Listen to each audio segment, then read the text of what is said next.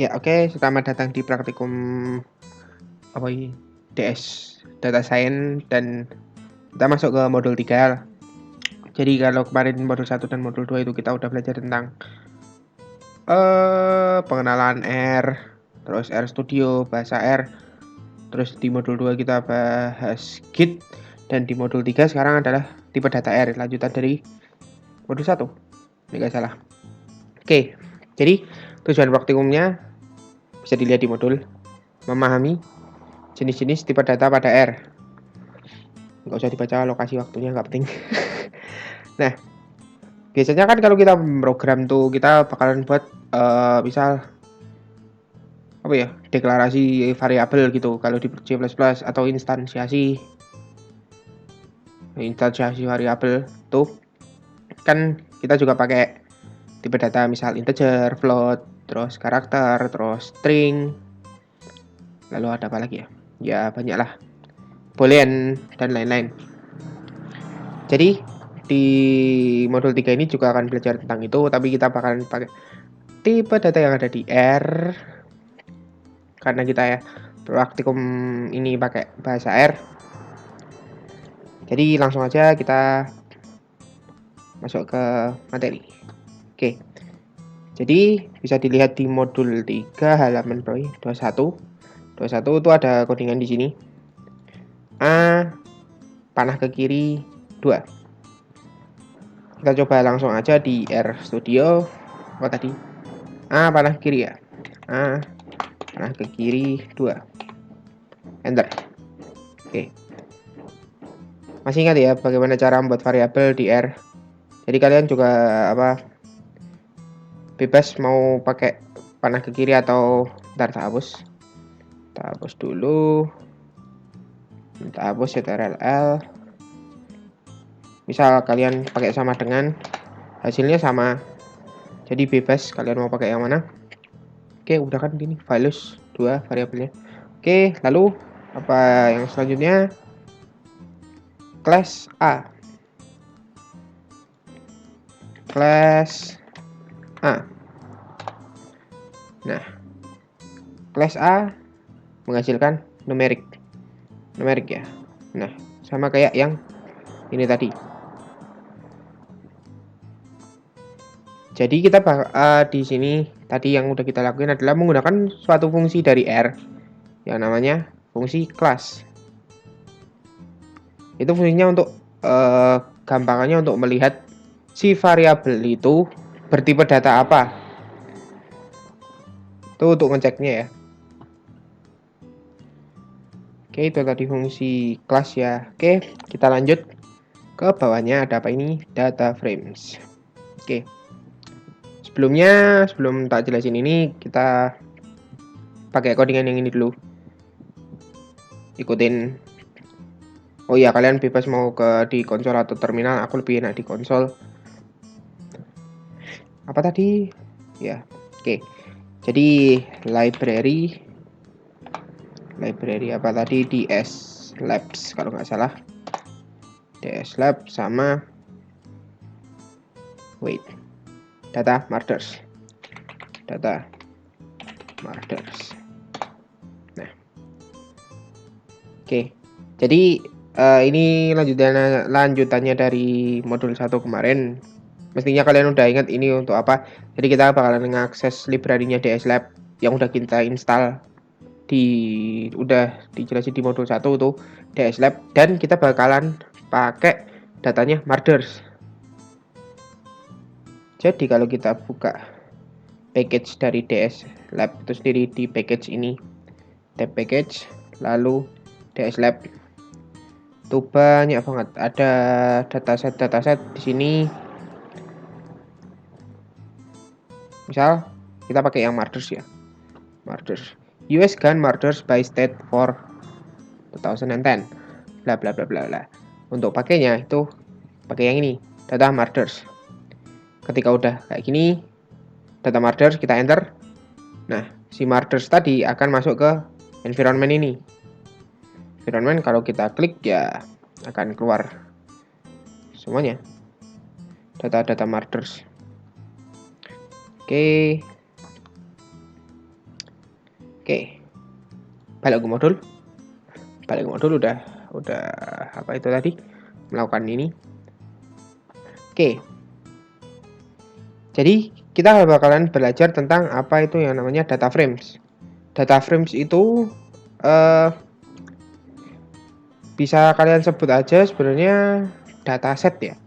Dataset itu ya buat kumpulan data sebenarnya. Kumpulan data sih. Kumpulan data. Jadi kalau misalkan kalian markersnya itu kalian kelas markers itu bentuknya kan data frame, bukan DS Lab-nya ya. Coba letak DS Labs, bukan DS Lab ya, tapi markersnya. Markers ini adalah data frame. Ingat, markers ini adalah data frame.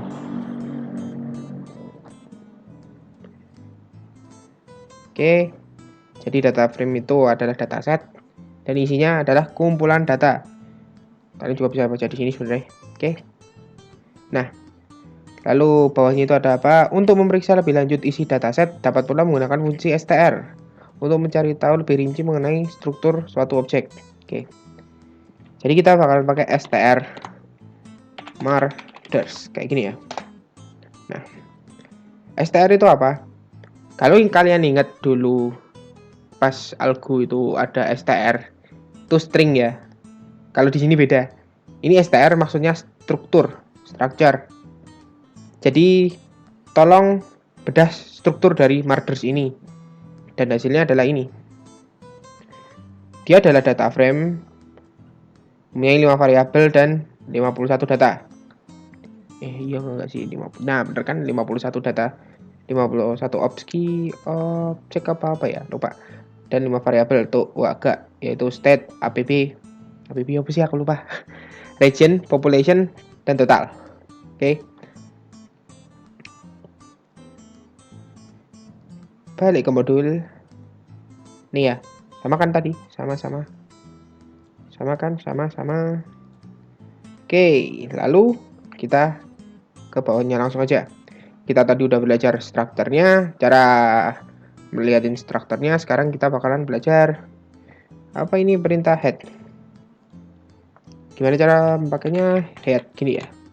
Head. Jadi kalau kalian mau cepat tulis aja he ya. Nah, itu kalian biasanya ada pop-up kayak gini, tinggal milih. Nah, misal kita pakai head di sini berarti head ini kalian enter. Nah, dia akan langsung nyiapin terus markers. Nah, head. Apa itu head? Kalau kalian butuh bantuan dan pengen searching, ya bisa sih kalian lewat browser dan searching biasa. Tapi kalau di RStudio itu kalian bisa gunain menu help di sini. Help, kelihatan kan? Help di sini. Lalu kalian tulis aja perintahnya. Misal head. Nah, ini head. Nah, itu buat apa? Return the first or the last vector bla bla bla bla bla. Bla bla bla bla bla.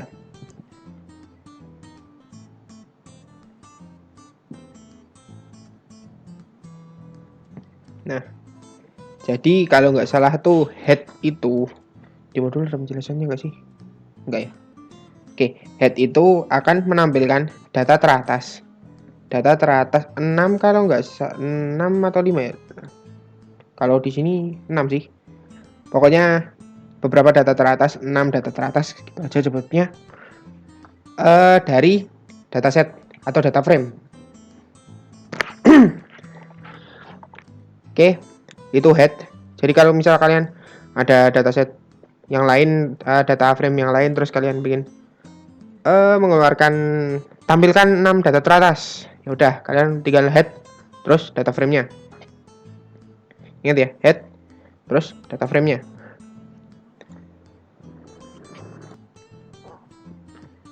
Oke. Lalu di bawahnya ada untuk analisis awal tiap variabel yang diwakili dalam bentuk kolom. Pada tipe data frame dapat menggunakan operator asesor atau dolar dengan cara berikut. kita coba ini ya, murder population. Maksudnya gimana? Murder problem. Nah, murders dollar population. Oke ya, murders dollar population. Lah, Mas, kok yang keluar kayak gini? Maksudnya gimana? Jadi, kalau kita pakai apa namanya tadi? Aksesor dolar gitu aja. Dolar. Itu maksudnya dalam data frame si murders keluarkan yang population tok atau hanya yang population. Misalkan kalau aku yang state aja wis. Murders dolar. Aku nyebutnya dolar aja ya. State. Nah, maka dia akan mengeluarkan yang cuman di variabel apa kolom ini? Kolom aja ya. Kolom state. Lagi misal aku pakai yang region. Nah, dia cuman akan ngambilin yang region. Oke. Itu ya. Oke. Terus bawahnya ada apa ini? Untuk mengetahui nama-nama dari 5 variabel atau kolom ya. Oke. Nggak perlu bingung. Tuh ya. Bla bla bla bla bla, kita menggunakan fungsi names. Jadi kalau kita nggak tahu ini apa aja nama kolomnya atau variabelnya, sebenarnya tinggal lihat di environment ini, bagian environment, terus kalian tampilin ini ada drop down, tuh udah semuanya di situ. Nek enggak ya pakai str tadi, tapi bisa juga pakai fungsi names murders. Ya, ada apa? Jadi ada state, ABB, region, population, dan total.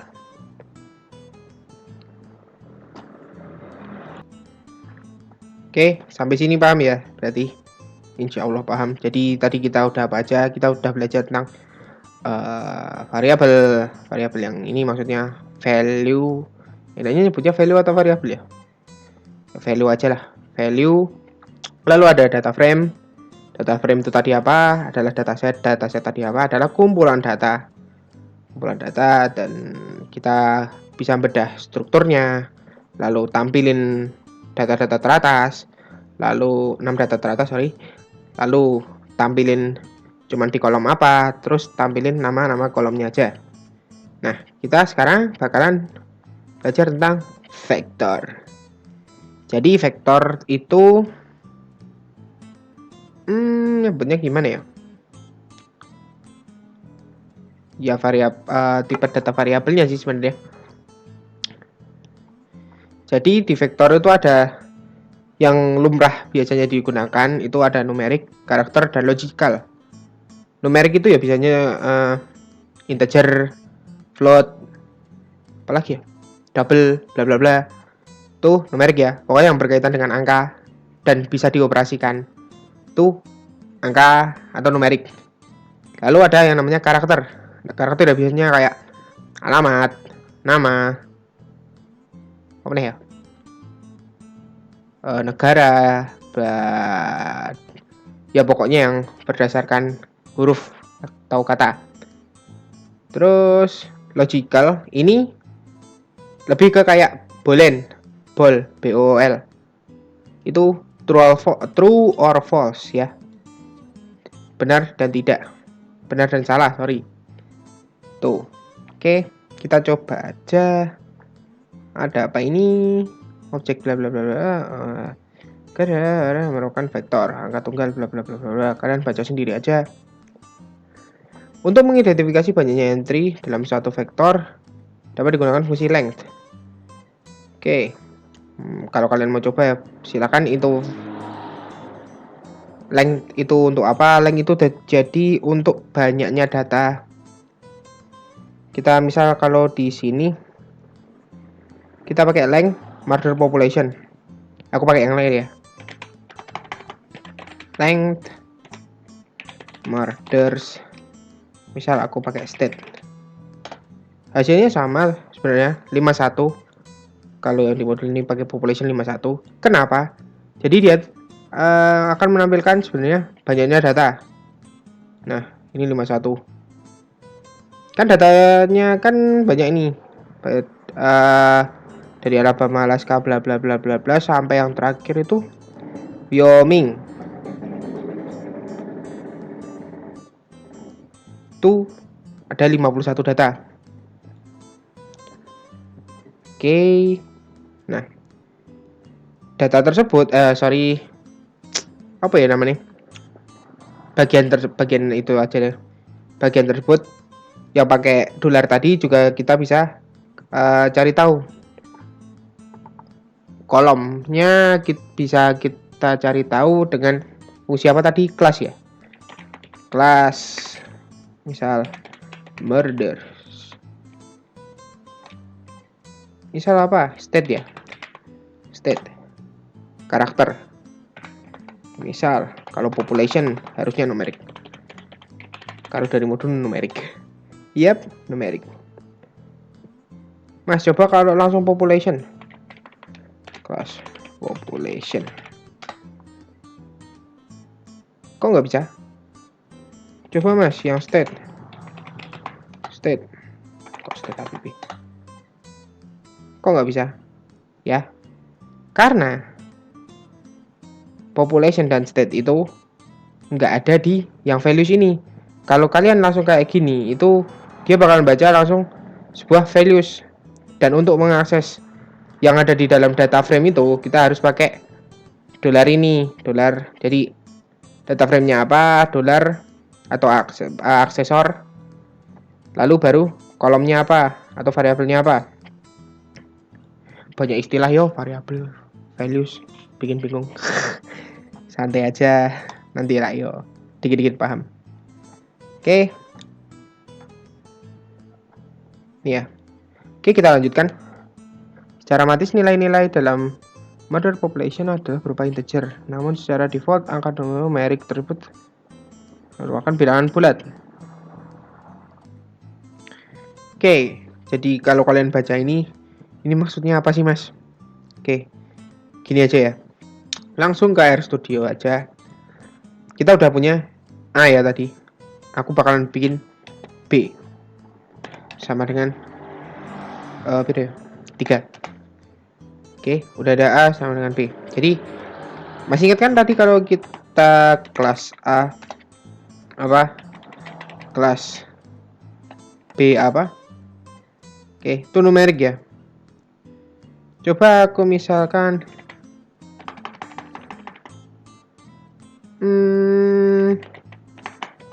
kelas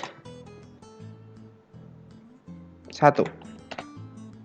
Dia kebacaannya numerik. Jadi nggak masalah ya kalau kalian mau langsung nilainya berapa, misal 90, 900 atau berapa lah 1000 bla bla bla. Itu tetap hitung numerik. Kalau aku pakai hello, dia kehitungnya karakter. Itu ya, ada numerik, ada karakter kayak yang udah tadi. Coba true. True. Dia logical. Lalu ada apa lagi? Oke, kita tebak-tebakan aja. Kalau aku masukin T, dia akan ke karakter atau ke logical atau malah ke numerik. 3, 2, 1. Dan jawabannya adalah logical. Jadi pas logical itu kalian kayak boolean, itu kayak boolean. Jadi ada true sama false. Kalian bisa nulisin T atau true bebas. Mas, case sensitif nggak? Mari kita coba. Misal nggak ada caps lock ya, cuman T biasa. Lah, mas dia kehitung function. Gimana itu? Iya. Kalau aku kayak gini mas bisa nggak? Oh, malah dia rain ke. Ya benar. Dia lain ke true yang kapital. Nah, objek true not found. Tapi kalau dia kapital, dia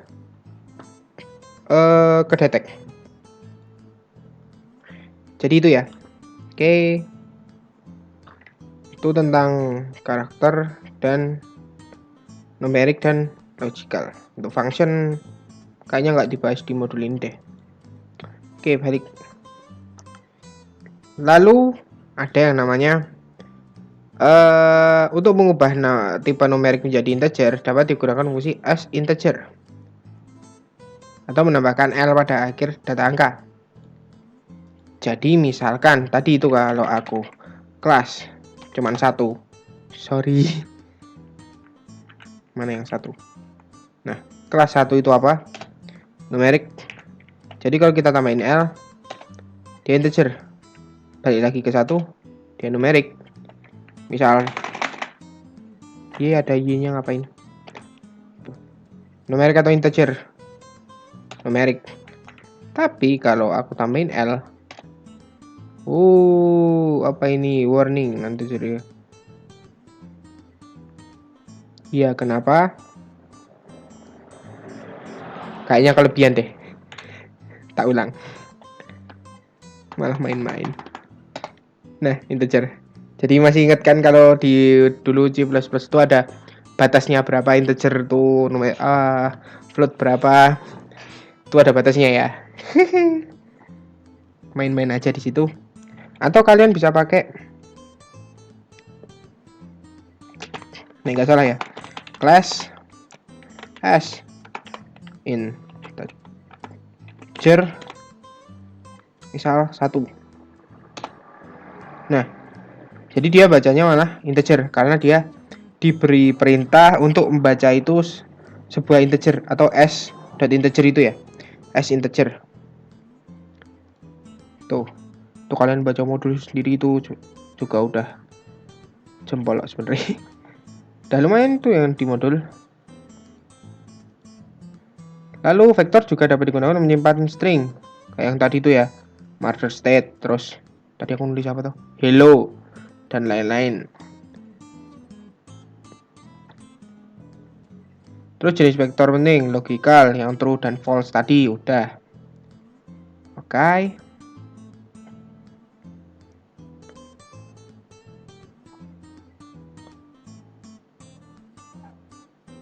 Oh, ini agak ganjil nih. Ada apa ini? Iya, oke, tak coba dulu aja. Z sama dengan pakai yang tanda panah ya tadi. 3 sama dengan 2. Iya, Mas kok jadinya false? Ya karena tadi kita menyimpan, coba nih aku penasaran. Misal X sama dengan 3 sama dengan 2. Apakah error? Oh tidak, oke. Oke, balik lanjut. Jadi ini maksudnya adalah kalian buat variabel X yang isinya 3 sama dengan 2. Kenapa salah? Karena 3 tidak sama dengan 2. Paham nggak? Ingat, 2 buah sama dengan itu adalah perbandingan atau ngecek perbandingan. Jadi 3 sama 2 itu dibandingkan apakah mereka sama apa enggak. Kan mereka berbeda ya. Nah, karena mereka berbeda, dia akan bernilai false. Misal aku bikin X baru dan isinya 3 tidak sama dengan 2. Hasilnya kira-kira apa? 3, 2, 1. Hasilnya adalah true. Oke ya, itu ya. Oke, kita udah belajar apa tadi? Numerik yang ada integer, terus ada karakter, lalu logical. Kita akan beralih ke faktor. Apa itu faktor? Jadi kalau kita pakai faktor itu gampangannya kayak gini. Nah, mana ya? Nah, ini. Faktor berguna untuk menyimpan data kategorikal. Jadi kalau kita lihat di yang datasetnya ini, datasetnya Marders, itu kita kalau lihat yang di kolom atau variabel region, ya region. Jadi isinya itu cuman south, northwest, north central, northeast, northeast, bla bla bla bla. Jadi cuman 4 di sini mana? Nah, cuman 4. Ada northeast, south, north central, west. Nih ya, itu maksudnya apa? Jadi itu yang hanya bisa dikategorikan. Misalkan contoh lain tuh kayak darah, golongan darah. Jadi ada A, AB, B, O. Terus apa lagi ya? Avatar, negara api, negara suku air. Terus kuil utara, kuil udara, terus kerajaan bumi. Itu ya contohnya. Jadi yang bisa dikategorikan. Misal laki-laki, perempuan. Apalagi ya? Impostor, bukan. Enggak ding, itu lah laki-laki perempuan. Terus tadi itu negara api, kuil udara, suku air, kerajaan bumi, arah mata angin itulah. Terus golongan darah. Itu ya. Itu untuk kategorikal. Dan kita untuk mengakses si faktor itu pakai yang fungsi namanya levels. Itu ya. Nah, levels misal murders at kita pakai yang region. Itu ya. Jadi kalau yang di dataset ini cuman ada northeast, south, north central, dan west. Mas, bedanya sama karakter apa, Mas? Jadi kalau yang sebenarnya aku lupa gitu, ini soalnya bakal dibahas di modul-modul selanjutnya. Itu tentang karakter dan faktor. Nah, kalau nggak salah di modul-modul berapa gitu. Dia bakal ketika kita bikin itu dia akan dibikin enggak faktor dulu atau char dulu. Baru nanti akan dikonversi biar enggak campur-campur. Yang char mana, yang karakter mana, yang faktor mana. Dan biasanya kita pakai faktor itu ketika dia bisa dikategorikan. Ya kayak itu tadi, laki-laki, perempuan, terus golongan darah, terus apa itu tadi. Nah, kalau yang karakter itu ya cuman kayak nama, terus nama, negara, dan lain-lain. Negara juga bisa sih kita jadiin faktor. Kan beda-beda ya. Iya, harusnya bisa jadiin faktor. Tapi misalkan kayak nama, alamat tuh bisa kalian jadikan karakter. Terus kayak apa lagi ya, tweet mungkin, tweet, caption tuh bisa jadiin karakter. Oke, balik. Oke, ada apa lagi? Itu ada list. Selanjutnya ada list. Data frame merupakan sekumpulan list yang memiliki kelas yang berbeda-beda, sama halnya dengan data frame. Analisis dilakukan menggunakan operator aksesor dan siku. Oke, ini udah ya, kita tadi pakai aksesor atau pakai dolar ini.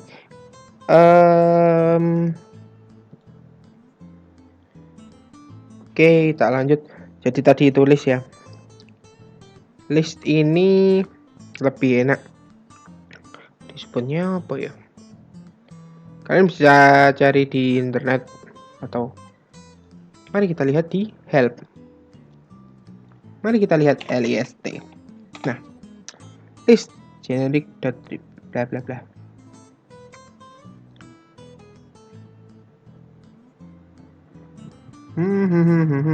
Apa itu list? Oke. Membingungkan kalau yang ini.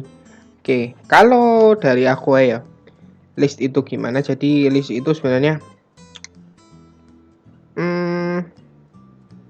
hampir sama kayak dataset, tapi dia cuman sekumpulan apa ya? Sekumpulan list. Ya sekumpulan data sih. Tapi lebih enak aku nunjukinnya kalau misal kayak gini aja. Misal ya, murders. Tadi untuk identifikasi list gimana? Kita pakai apa ini namanya? Kotak siku 2 buah ya. Jadi misal aku kayak gini. Itu kalau kalian ingat indexing array enak. Indexing array murders 1. Itu maksudnya gimana? Jadi kita akan pakai yang di Marders. Kita kalau tadi pakai aksesor atau pakai dolar, sekarang kita pakai ini. Itu isinya ini state. Jadi bisa ya pakai indexing kayak gini. Terus misal aku pingin mengakses Arizona, berarti tuh 23. Tuh kayak konsepnya gimana ya? Yang di state data ketiga. Jadi aku kayak gini. Bentar ya. Kalau nggak salah ya. Ini berarti dari data frame Marders keluarkan yang di kolom 1 atau variabel 1 itu di state data ketiga atau nomor 3. State nomor 3. Dan jawabannya adalah Arizona. Itu ya, list. Tapi kayak list jarang dipakai kalau nggak salah ya. Oke, lanjut aja. Terus untuk matriks sendiri, tuh matriks masih sama sih sebenarnya, sama kayak yang dulu apa dari Algo PBO pemrograman web. Ada yang lain? Kayaknya enggak. Tuh konsepnya masih sama. Oke, tapi aku tak tampilin aja matriks itu kayak apa. Matriks. Oke. Sama aja sih. Konsepnya cuman itu, dan untuk parameternya sendiri mana. Nah, jadi matriks itu ini isinya parameter, ada data, enrow, call, dan by row, bla bla bla. Kalau kita lihat di sini, kalau kita jabarkan apa tuh, mat sama dengan matriks. Oke, mat sama dengan matriks. Terus parameternya tadi apa? 1.212. Masih ingat ya 1.212 itu apa? Terus biro mau ukurannya 4,3. 4,3. Itu ya. Oke. Mat. Nah. Oke, jadi oh iya. Mungkin di modul 1 belum ada, jadi tak sampaikan aja di sini. Sebagai programmer yang baik, emang kita indexing emang dari 0. Indexing emang dari 0. Tapi di sini kita pakai 1 ya. Semua dimulai dengan 1. Jadi misalkan ya 1 baris 1 kolom 1 ya. Baris 1 kolom 1, baris 2 kolom 2 ya, baris 2 kolom 2, baris 2 kolom 3 ya, baris 2 kolom 3. Enggak 0, 2 dan lain-lain tuh kita pakai yang namanya yang 1 dari 1. Oke. Jadi konsepnya matriks itu bagaimana? Jadi matriks itu fungsi matriks, parameternya itu adalah 1.212 itu adalah datanya. Ini adalah ukuran row, ya kan? N row, dan ini adalah n call atau kolom. Jadi kayak gini. Buatkan aku sebuah values, ya sebuah data lah. Apa gitu, sebuah penampung yang bernama mat. Isinya adalah matriks yang isinya adalah angka 1 sampai 12. Ini artinya nge-generate dari angka 1 sampai 12. Angka 1 sampai 12 ukurannya barisnya 4, kolomnya 3. Dan kalau dikeluarkan jadinya kayak gini. Ya. Aku pingin akses angka 7. Gimana caranya? Ya, mat. Gimana caranya? Jadi, kalau kita pahami bener-bener yang ada di sini, itu ada clue-nya sebenarnya. Ini kenapa kok angka dulu baru ada koma, dan ini ada koma dulu baru angka. Jadi kalau misal kita mau akses angka 7, gimana caranya? Ya, kita pakai yang baris dulu. Baris itu tandanya kayak gini. Angka dulu baru koma. Misal 3 koma. Dan kita untuk akses kolom dengan yang koma dulu baru angka. Jadi di sini pakai kolom 2. Di sini ya tinggal titik apa namanya?